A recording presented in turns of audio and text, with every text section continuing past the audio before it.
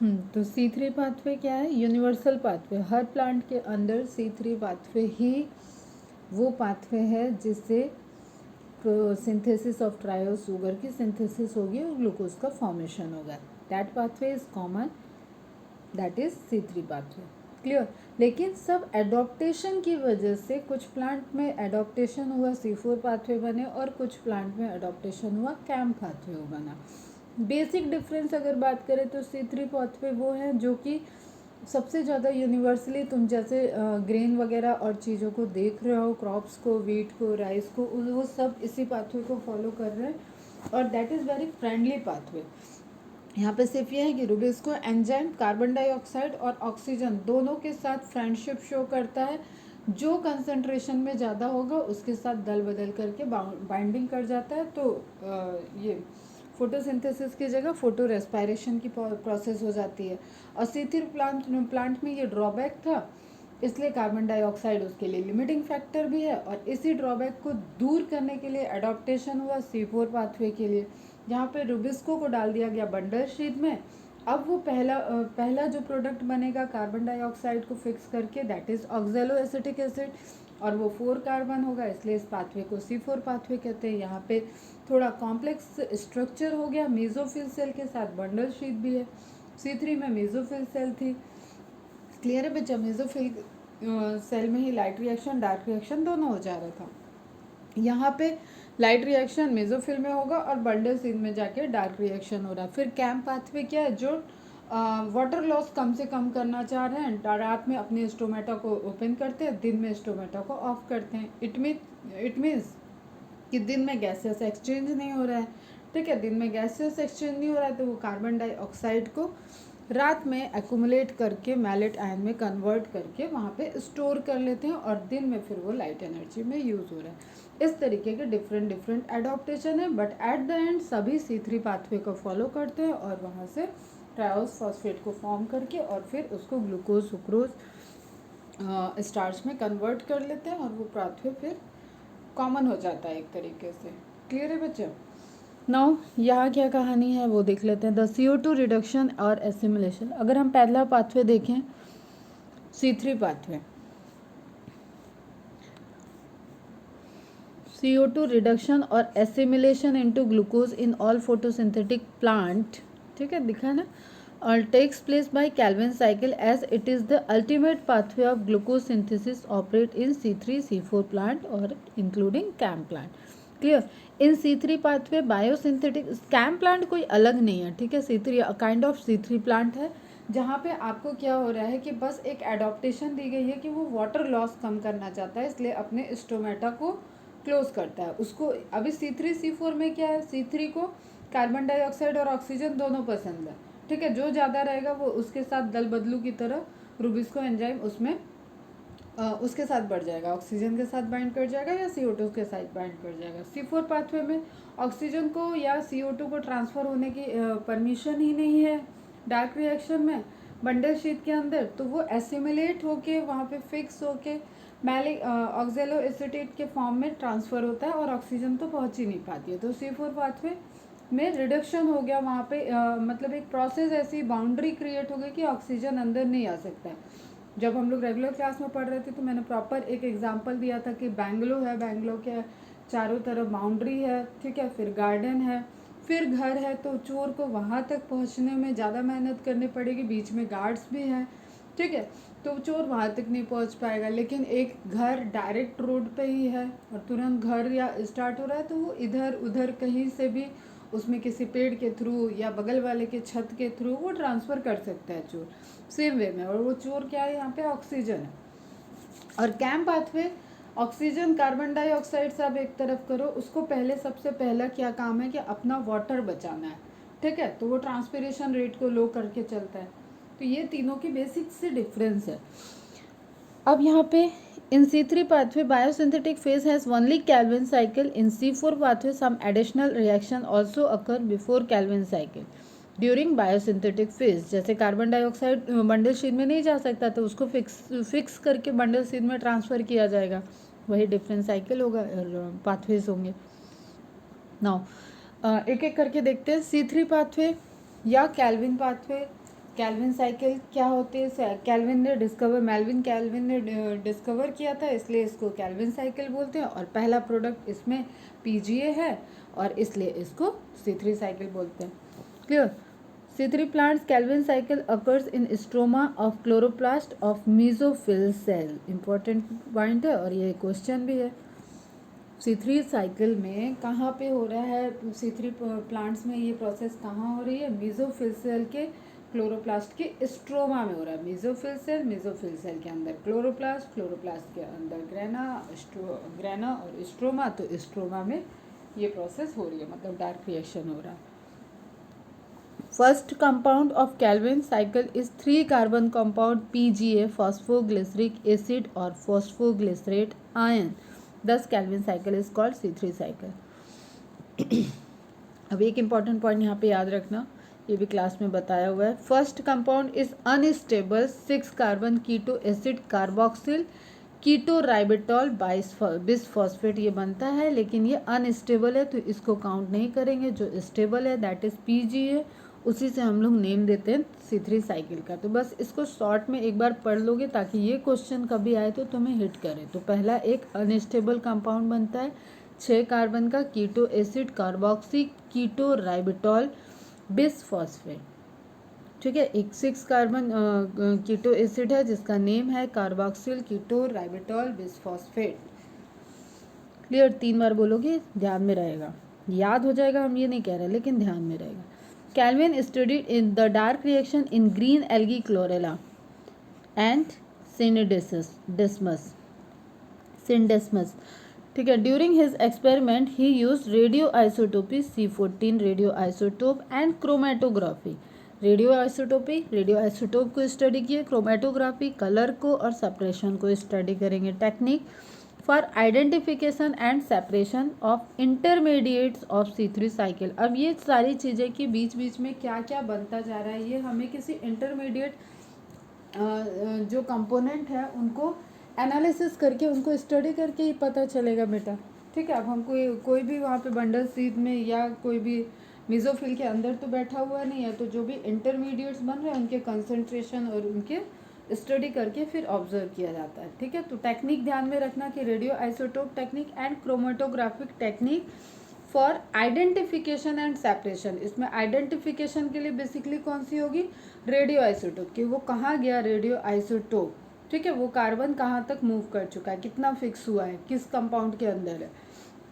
Clear बेटा। And separation, उसको separate करना, उसको आइडेंटिफाई करने के लिए क्रोमेटोग्राफी। रुबिस्को फुल फॉर्म आ जाता है रुबिस्को का, रुबिलोज 1,5 bisphosphate carboxylase oxygenase. This is an enzyme, is main enzyme in C3 cycle which is present in stroma। और डार्क रिएक्शन स्ट्रोमा में हो रहा है। फर्स्ट एंजाइम जो RUBP के साथ बाइंडिंग में कार्बन डाइऑक्साइड को फिक्स करने में रोल प्ले करेगा दैट इज रुबिस्को। और रुबिस्को हमारे अर्थ पे सबसे अबेंडेंट एंजाइम कह लो या सबसे अबेंडेंट प्रोटीन भी है। तो 2-3 क्वेश्चन तुम्हारे सिंगल लाइन में है, ठीक है। Main enzyme C3 cycle, main enzyme इसको क्यों कहेंगे बेटा, क्योंकि ये स्टार्ट कराएगा, ठीक है, कार्बन डाइऑक्साइड को रिसीव करेगा, एक्सेप्टर मॉलिक्यूल है इन C3 cycle which is present in stroma.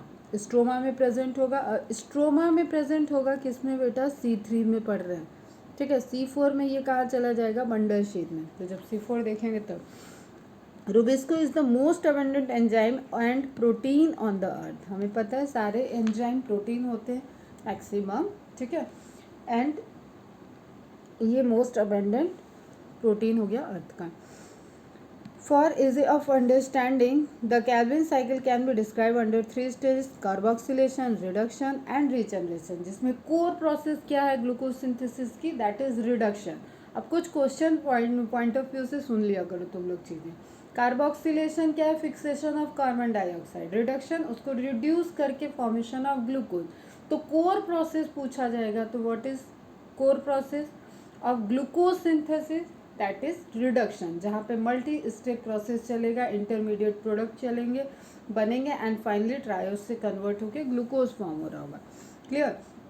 और क्रूसियल प्रोसेस पूछा जाएगा। क्रूसियल तो क्या होगा, कार्बोक्सिलेशन, ध्यान से सुना करो, ठीक है, कार्बोक्सिलेशन, क्योंकि कार्बन डाइऑक्साइड एक गैस को हमको फिक्स करना है किसी ऑर्गेनिक, किसी केमिकल फॉर्म में, गैसेस फॉर्म से उसको दूसरे केमिकल फॉर्म में, दूसरे स्टेट में, मैटर के दूसरे स्टेट में लाना है, तब तो वो आगे कोई प्रोडक्ट बनाएगा ना बेटा।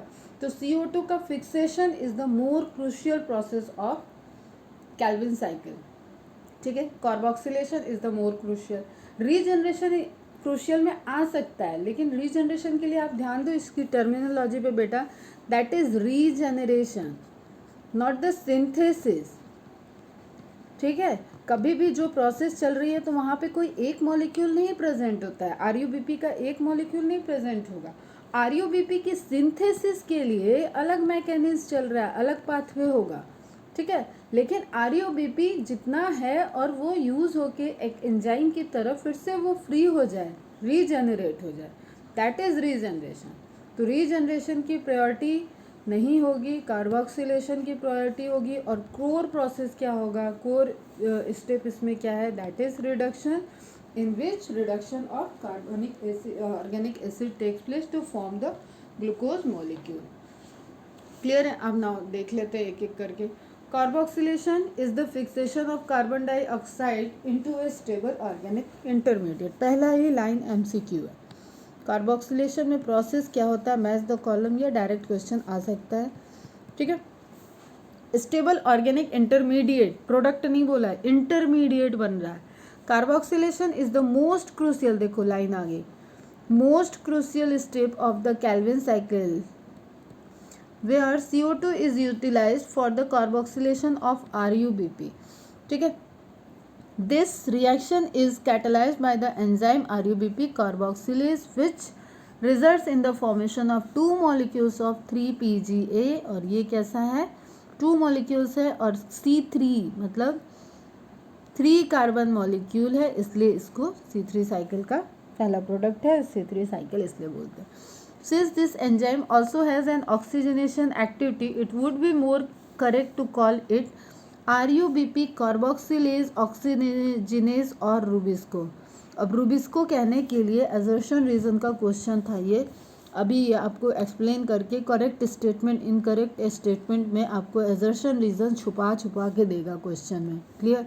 तो ध्यान में रखो कि इसको मोर क्लियरली हम क्यों कह सकते हैं, क्योंकि ये एंजाइम ऑक्सीजनेशन एक्टिविटी रिडक्शन भी कर रहा है और ऑक्सीजनेशन एक्टिविटी को भी शो करेगा, इसलिए इसको करेक्टली क्या बोलेंगे, rubisco RUBP carboxylase oxygenase enzyme. Reduction की प्रोसेस क्या है, रिड्यूस होना है, ठीक है। क्या यूज़ होगा यहाँ पे, NADPH और ATP मॉलिक्यूल जो हमारे लाइट रिएक्शन से आए थे वो सारे यहाँ पे, वो यहाँ पे सारे नहीं, वो यहाँ पे यूज़ हो जाएंगे, ठीक है। NADPH पूरे यूज़ हो जाएंगे और ATP आगे भी यूज़ होगा। तो now the process is reduction and it is a multi step process, ठीक है। The second process is reduction, 3 carbon component से 3 कार्बन फाइनली ट्रायोस फॉस्फेट का फॉर्मेशन होगा इस स्टेप में। These are a series of reaction that lead to the formation of glucose. The steps involve utilization of 2 molecules of ATP। अब यहाँ पे आपको ध्यान देना थोड़ा कि 2 मॉलिक्यूल ATP के यहाँ पे यूज़ होंगे, ठीक है। 2 मॉलिक्यूल ATP के यूज़ होंगे, क्या फॉर्म हो रहा है, ट्रायोज लिखा हुआ है ना बेटा, ट्रायोज। अब ट्रायोज क्या क्या होता है, ट्रायोज में तुम्हारा ग्लिसरल्डिहाइड 3 फॉस्फेट जो तुमने ग्लाइकोलिसिस में देखा हुआ है ना, वो भी एक ट्रायोज है, ठीक है। ट्रायोज फॉस्फेट है, 3 फॉस्फोग्लिसरल्डिहाइड बोले तो वो भी ट्रायोज फॉस्फेट है। इसको G3P पे लिख दो, PGAL से डिनोट कर दो, GALP से डिनोट कर दो, व्हाटएवर, ठीक। और ये एक ऐसा पॉइंट है जहाँ से आपके कार्बन कंटेनिंग कंपाउंड की मेटाबॉलिक सिंथेसिस वाली प्रोसेस, एनाबॉलिक प्रोसेस, कई प्रोसेस रिलेट करती है। तो जब आपको शुगर फॉर्मेशन का या स्टार्च फॉर्मेशन का, बेसिकली शुगर फॉर्मेशन का क्वेश्चन आएगा, तो आपको क्या ध्यान में देना रखना है कि रिडक्शन के प्रोसेस में ATP यूज़ हो रहा है, 2 मॉलिक्यूल ATP यूज़ करके कितने 2 मॉलिक्यूल ऑफ ट्रायोज बन रहे हैं, क्लियर। एक मिनट, 2 मॉलिक्यूल ATP के यूज़ होके 2 मॉलिक्यूल ट्रायोज के बन रहे हैं और 2 मॉलिक्यूल ट्रायोज के आगे जाके फिर ग्लूकोज का फॉर्मेशन या सुक्रोज का फॉर्मेशन कर सकते हैं, ठीक है। और वो फॉर्मेशन कहाँ होगी बेटा, वो प्रोसेस होगी साइटोसोल में या साइटोप्लाज्म में। तो ये मूव कर जाएगा, ठीक है। ये अपना इंटरमीडिएट ग्लिसरैल्डिहाइड ट्राइफॉस्फेट 3-फॉस्फेट को बना के और कन्वर्ट होके वहाँ से बाहर आ जाएगा, ठीक है, साइटोसोल में आ जाएगा। उसके बाद ये फर्दर सुक्रोज के बनने में मैकेनिज्म में जाता है या ग्लूकोज के मैकेनिज्म में, वो डिफरेंट बात है।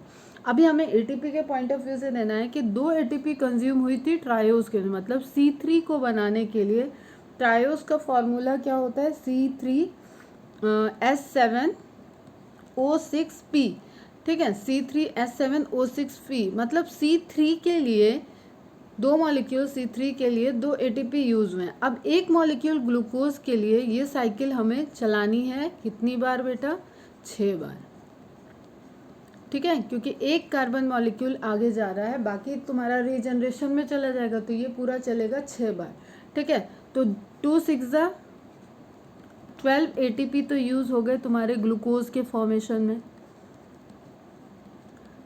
ठीक है। 12 ATP, ध्यान से सुनना इसको, 12 ATP यूज हो गए 1 मॉलिक्यूल ऑफ ग्लूकोज को सिंथेसाइज में। अब क्वेश्चन पूछ ले कि 1 मॉलिक्यूल सुक्रोज को फॉर्मेशन में, तो ऐसा कुछ भी नहीं है कि ग्लूकोज मिलके सुक्रोज बनता है, ठीक है।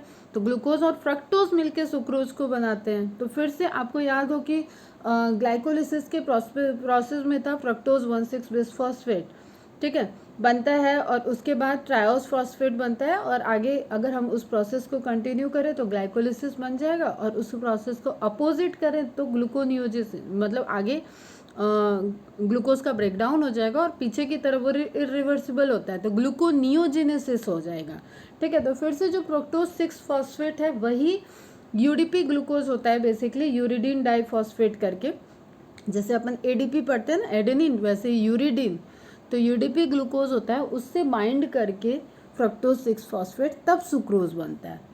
क्लियर बेटा। तो 1 मॉलिक्यूल सुक्रोज के फॉर्मूले में आ जाता है C24। तो C24 के लिए तुम्हें कितना चाहिए, 14 C12, एक मिनट रुको,